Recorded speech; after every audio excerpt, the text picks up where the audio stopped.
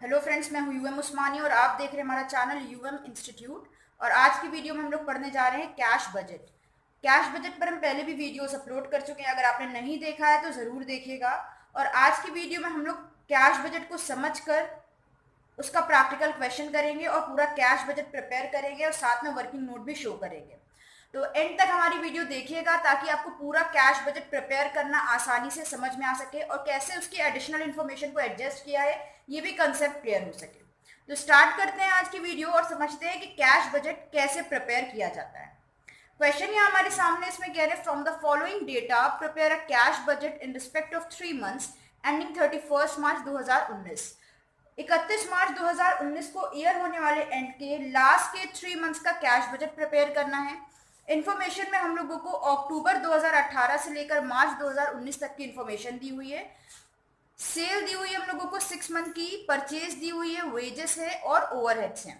तो यहाँ पर होता क्या है, कैश बजट के अंदर हम लोग जितना भी कैश आ रहा है और जितना भी कैश जा रहा है उसको रिकॉर्ड करते हैं। कैश बजट के अंदर किसी भी तरह का उधार ट्रांजैक्शन रिकॉर्ड नहीं किया जाता है, सिर्फ आने वाला और जाने वाले कैश को रिकॉर्ड किया जाता है। सेल दी हुई है, ये हमारी इनकम हो जाएगी क्योंकि जब हम गुड्स बेचते हैं तो मेरे पास पैसे आते हैं। उसके अलावा हमें परचेज दी है, वेजेस दी है, ओवरहेड्स हैं, ये तीनों ही हमारे खर्चे हैं। इन तीनों ही केसेस में क्या होंगे, हमारे पास से पैसे जाएंगे। एडिशनल इन्फॉर्मेशन देख लेते हैं। क्वेश्चन में एडिशनल इन्फॉर्मेशन दी है। फर्स्ट एडजस्टमेंट में कह रहे हैं purchases and overheads are to be paid during the month following the month of supply. Purchases और ओवरहेड्स का पेमेंट जिस मंथ के ये एक्सपेंसेस हैं उस मंथ के नेक्स्ट मंथ में करना है। फॉलोइंग मंथ का मतलब क्या होता है, नेक्स्ट मंथ। यानी परचेज अक्टूबर की जो परचेज है उसका पेमेंट नवंबर में किया जाएगा, नवंबर की परचेजेस का पेमेंट दिसंबर में किया जाएगा, दिसंबर की परचेज का पेमेंट जैन में किया जाएगा। हर मंथ की परचेज का पेमेंट नेक्स्ट ईयर में किया जाता है। उधार खरीद लेते हैं, फिर नेक्स्ट मंथ में क्या करते हैं, पेमेंट कर देते हैं। सेम ऐसे यहाँ पर ओवरहेड्स के लिए भी दिया हुआ है कि हर मंथ के ओवरहेड्स का पेमेंट उसके नेक्स्ट मंथ में किया जाएगा। यानी अक्टूबर के ओवरहेड्स का पेमेंट नेक्स्ट मंथ नवंबर में किया जाएगा। सेकेंड एडजस्टमेंट कह रही है wages are to be paid during the month in which they are incurred. Wages उसी मंथ में पे करी जाएगी जिस मंथ की वेजेस है। यानी अक्टूबर के मंथ की वेजेस जो दी है वो अक्टूबर में ही पे करी जाएगी, नवंबर के मंथ की वेजेस नवंबर में ही पे करना है, दिसंबर के मंथ की वेजेस दिसंबर में ही पे करना है। तो हर मंथ की जो वेजेस होगी वो उसी मंथ में पे कर देना है, किसी तरह का रोक के नहीं रखना है पैसा। थर्ड एडजस्टमेंट कह रही है the term of credit sale are payment by the end of the month following the month of sale. यहाँ पे सेल का क्या टर्म है, सेल जो है हमारी कह रहे हैं वो पूरी की पूरी क्रेडिट सेल है और इस शर्त पर सामान बेचा गया है कि जिस मंथ में सेल होगा उसके नेक्स्ट मंथ के एंड तक पैसा मिल जाएगा। यानी अक्टूबर के मंथ में जितना भी सामान बेचा गया है नवंबर की एंड तक उसका पैसा मिल जाना चाहिए, नवंबर में जो सेल की गई है दिसंबर के एंड तक पैसा मिल जाना चाहिए। इस शर्त पर हम लोगों ने क्या करा है, सामान बेचा है। तो अब देखते हैं पैसा कैसे वसूल हुए हैं। कह रहे हैं half of the sale are paid when due. आधा पैसा तो उसी वक्त मिल गया जब मिलना था, जब ड्यू हुआ था। ड्यू का मतलब क्या है, जिस वक्त की बात हुई थी। बात क्या थी कि नेक्स्ट मंथ के एंड तक पेमेंट मिल जाएगा। जिस मंथ की सेल है उस मंथ के नेक्स्ट मंथ, जिस मंथ में सेल हुई है नेक्स्ट मंथ तक क्या हो जाएगा, पेमेंट मिल जाएगा। तो आधे जो हमारे डेटर्स थे उन्होंने नेक्स्ट मंथ के एंड तक पैसा दे दिया है। The other half to be paid during the next month. और जो बचे हाफ है उन्होंने क्या करा है, उसके भी अगले मंथ में पेमेंट किया है। यानी ड्यू डेट जब आई उसके भी नेक्स्ट मंथ में पेमेंट किया है। जैसे कि मान लेते हैं अक्टूबर की सेल है तो अक्टूबर की सेल का जो आधा पैसा है वो नवंबर में मिल गया, बचा हुआ आधा पैसा दिसंबर में मिला है। इसी तरह से नवंबर की जो सेल है 28,000, इसका आधा पैसा बोल रहे हैं दिसंबर में मिला है और बचा हुआ आधा कब मिला है, जैन में। ये तो हो गया सेल वाला पॉइंट। सेल वाले ही पॉइंट में आगे कह रहे हैं 5% sale commission is to be paid. जितनी भी सेल होगी उस पर 5% कमीशन पे कर रहे हैं within the month following actual sale. जिस मंथ सेल होगी उसके अगले महीने में कमीशन दिया जा रहा है। डी में कह रहे हैं equity shares call money of 10,000 is due on 1 Feb 2019। Equity share की जो कॉल मनी है 10,000 वो मांग ली गई है और फेब के मंथ में वो क्या हो गई है, ड्यू हो गई है। तो इसको हम लोग फेब के मंथ में ही शो कर देंगे। फिर ई पॉइंट में कह रहे हैं machinery costing 10,000 is to be paid is to be installed in the month of October and payment is to be made in the month of Feb 2019। एक मशीन खरीदी गई है 10,000 रुपए की, इसको अक्टूबर में इंस्टॉल करवा लिया गया है बट इस मशीन का पेमेंट फेब के मंथ में किया है। तो ध्यान रखना है कि हमें इंस्टॉल करवाने और खरीदने से कोई मतलब नहीं है। जब पेमेंट किया गया हम तब रिकॉर्ड करेंगे, यानी मशीन का पेमेंट फेब में किया गया है तो हम इसको फेब 2019 में रिकॉर्ड करेंगे। फिर लास्ट में कैश बैलेंस दिया हुआ है 1 जनवरी 2019 का 10,000। तो यहाँ पर हम लोगों को 6 मंथ की इंफॉर्मेशन दी है। मार्च में हमारा अकाउंट क्लोज हो रहा है और कह रहे हैं कि 3 मंथ्स का, हमें लास्ट 3 मंथ्स का जो मार्च में एंड हो रहे हैं हमें कैश बजट प्रिपेयर करना है। तो लास्ट 3 मंथ्स कौन से हो जाएंगे? ये हो जाएंगे जैन, फेब, मार्च, ये हो जाएंगे हमारे लास्ट के 3 मंथ्स। इन 3 मंथ्स का हम कैश बजट प्रिपेयर करेंगे।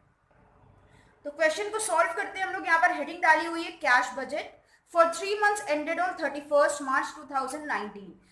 31 मार्च 2019 को जो 3 मंथ्स एंड हो रहे हैं उन 3 मंथ्स का हम लोगों को कैश बजट प्रिपेयर करना है। तो लास्ट 3 मंथ्स जनवरी, फरवरी और मार्च, 3 महीने का हम लोगों ने कैश बजट प्रिपेयर कर लिया है। यहाँ पर हम क्या करेंगे, कैश बजट जब हम प्रिपेयर करते हैं तो हमें हमेशा क्वेश्चन में जो भी फर्स्ट मंथ होता है उसका बैलेंस दिया होता है। जैसे अगर हम जैन से स्टार्टिंग कर रहे हैं तो जैन का जितना भी ओपनिंग कैश बैलेंस है वो आपको हमेशा क्वेश्चन में दिया हुआ होगा। तो यहां पर हम सबसे पहले ओपनिंग बैलेंस को लिखेंगे,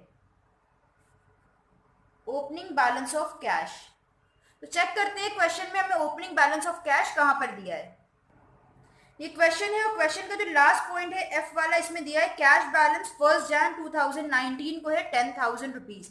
तो ये हम लोगों को कैश बैलेंस दिया है जैन के मंथ का 10,000, इससे हम स्टार्टिंग करेंगे। तो यहाँ पर ओपनिंग बैलेंस लिख लेते हैं 10,000 रुपीज। जब जैन के मंथ का हमारा आंसर आ जाएगा क्लोजिंग बैलेंस तो वो बन जाएगा नेक्स्ट मंथ का ओपनिंग। तो यहाँ फेब और मार्च का भी हमें ओपनिंग नहीं मिला है, जैन के मंथ का दिया था, उसको लिखकर हम क्या करते हैं, क्वेश्चन स्टार्ट करते हैं। ओपनिंग बैलेंस में हम सबसे पहले यहाँ लिखेंगे रिसिट्स। जितनी भी हमारी रिसिट्स होंगी, जितना भी पैसा हमारे पास आ रहा होगा वो ओपनिंग बैलेंस में ऐड हो जाएगा। तो हम देखते हैं हमारे पास किस किस तरह से पैसा आ रहा है। क्वेश्चन में देखें हमें सिर्फ सेल दिए जिससे मेरे पास पैसे आ रहे हैं, बाकी परचेज, वेजेस, ओवरहेड ये सारे के सारे खर्चे हैं जिनसे मेरे पास से पैसे जाएंगे। तो हम सेल को रिकॉर्ड करेंगे। 3 मंथ की सेल है, यहाँ पर 6 मंथ की सेल हम लोगों को दी हुई है और सेल के पर एक एडजस्टमेंट भी दी हुई है। एडजस्टमेंट हम लोगों ने पहले भी रीड करी थी जिसमें कह रहे थे कि जो मेरी सेल है वो क्या है, क्रेडिट सेल है, यानी हमने पूरा सामान उधार बेचा हुआ है जिसमें से आधा पैसा सेल का नेक्स्ट मंथ में मिल रहा है, यानी जिस मंथ में सेल हो रही है उस मंथ के अगले महीने में पैसा मिल रहा है, और बचा आधा उसके भी नेक्स्ट मंथ में पैसे मिल रहे हैं। तो हमें क्या करना है, हमें क्रेडिट सेल को रिकॉर्ड नहीं करना है।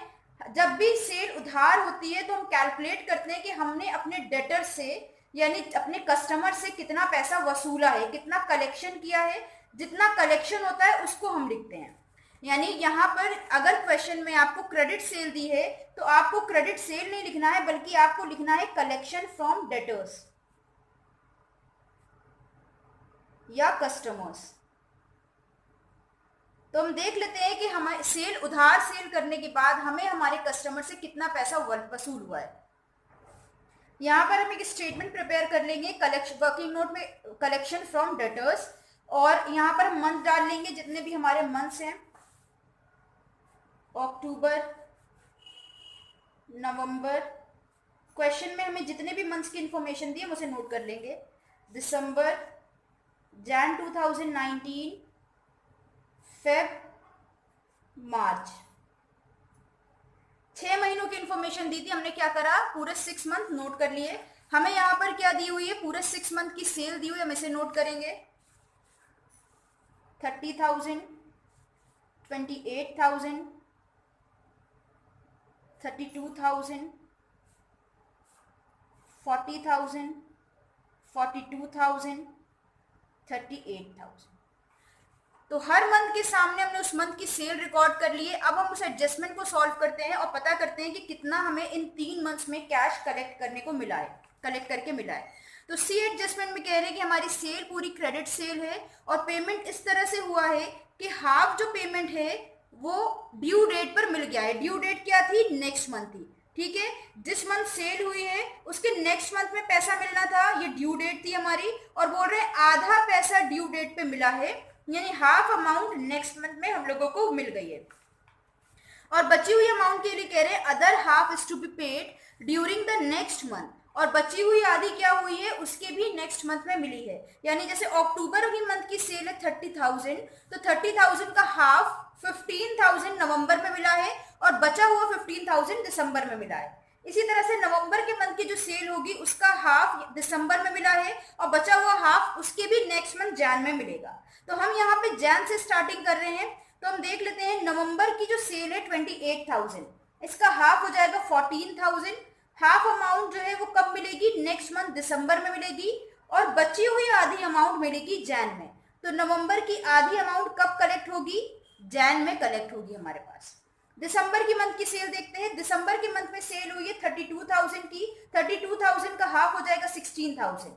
16,000 मिला है नेक्स्ट मंथ जैन में। 32,000 में से 16,000 मिलेगा जैन में और बचा हुआ 16,000 मिला है फेब में। सेम ऐसे ही आ जाते हैं जैन की सेल का। जैन की सेल है 40,000। 40,000 का हाफ हुआ 20,000। 20,000 नेक्स्ट मंथ में मिलेगा, तो जैन का नेक्स्ट मंथ कौन सा है, फेब, और बचा हाफ उसके भी नेक्स्ट मंथ मार्च में मिलेगा। फेब की सेल है 42,000। 42,000 का हाफ हो जाएगा 21,000। फेब की मंथ की जो भी सेल है उसका हाफ अमाउंट नेक्स्ट मंथ यानी मार्च में मिलेगा, तो 21,000 मार्च में मिलेगा और बचा 21,000 अप्रैल में मिलेगा। तो हमें यहाँ पर अप्रैल का अकाउंट नहीं बनाना है। फिर मार्च की मंथ की जो भी सेल है उसका हाफ अप्रैल में मिलेगा, बचा हुआ हाफ मई में मिलेगा, लेकिन क्योंकि हमें अप्रैल और मई का बनाना नहीं है तो हम यहाँ पर उसको रिकॉर्ड नहीं करेंगे। अब जितना भी हमारा कलेक्शन निकल कर आया है हम उसका टोटल कर लेते हैं।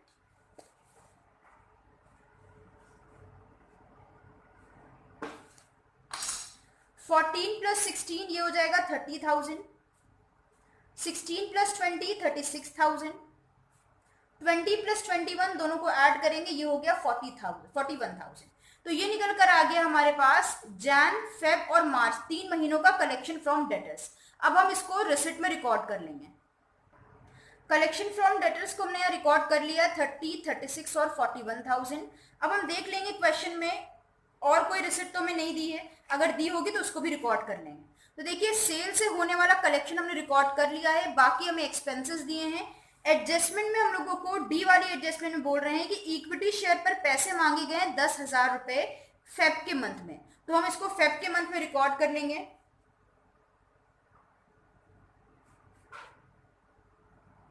Equity share call money Feb के मंथ में रिकॉर्ड कर लेंगे 10,000 रुपीज। इसके अलावा हमें कोई भी रिसिप्ट नहीं दी, हम सारी एडजस्टमेंट्स पढ़ चुके हैं। तो हम क्या करेंगे, जो हमारा रिसिप्ट का कॉलम है उसका टोटल कर लेंगे।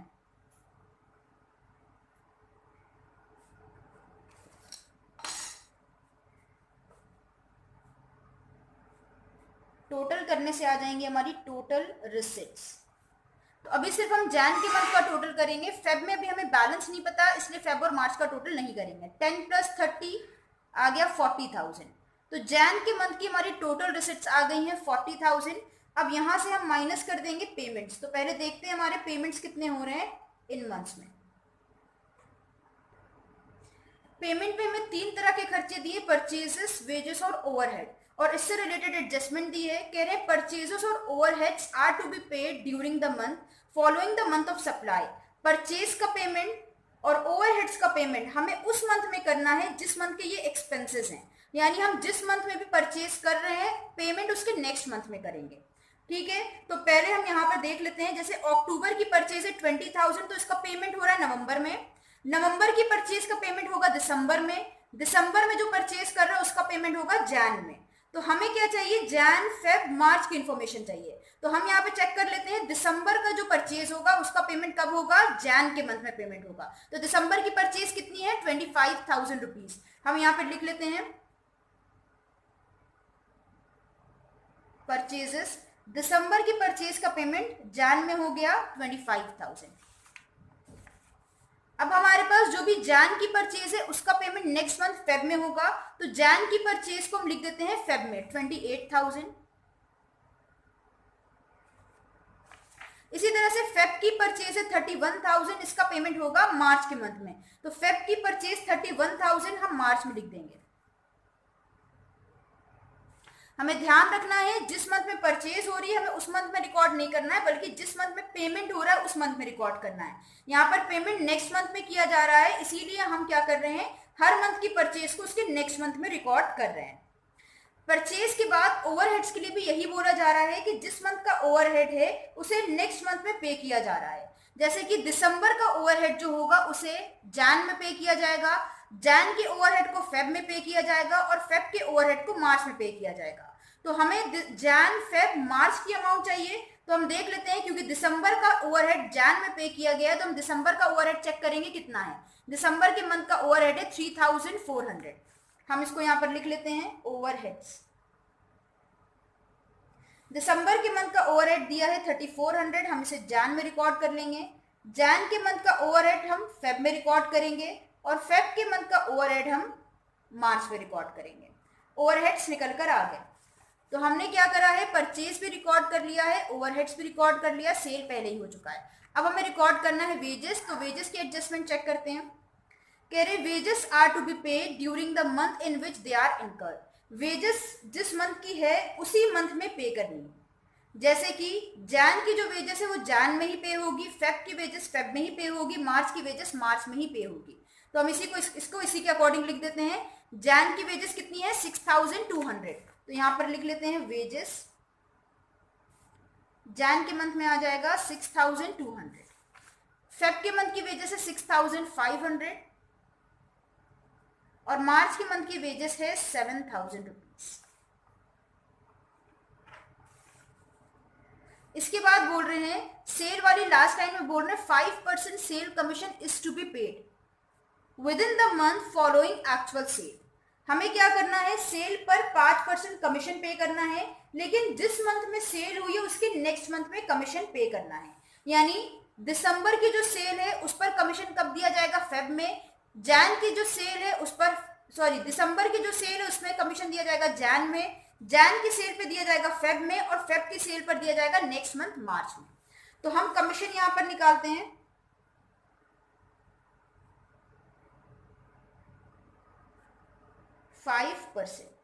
तो कैलकुलेट कर लेते हैं, हमें जैन के मंथ का कमीशन पे करना है तो हमें सेल चाहिए दिसंबर की। दिसंबर की सेल है 32,000 रुपीज का 5% आ जाएगा 1600, इसे हम जैन में लिख देंगे। इसी तरह से जैन की हमारी सेल है 40,000, इसका 5% आ जाएगा 2000। तो जैन की सेल का जो कमीशन है उसे हम फेब में पे करेंगे 2000। फेब की सेल है 42,000, इसका 5% आ जाएगा 2100। फेब की सेल का जो कमीशन है वो मार्च में पे कर दिया जाएगा 2100। कमीशन के बाद इक्विटी शेयर हम रिकॉर्ड कर चुके हैं। लास्ट एडजस्टमेंट में कह रहे हैं मशीन 10,000 रुपए की खरीदी गई है, इंस्टॉल हुई है अक्टूबर में, लेकिन पेमेंट किया गया है फेब 2019 में। तो हमें ध्यान रखना है जब पेमेंट किया गया है तभी हमें रिकॉर्ड करना है। 10,000 रुपीज की मशीन का पेमेंट किया गया है फेब 2019 में, तो हम यहाँ पर इसको रिकॉर्ड कर लेते हैं।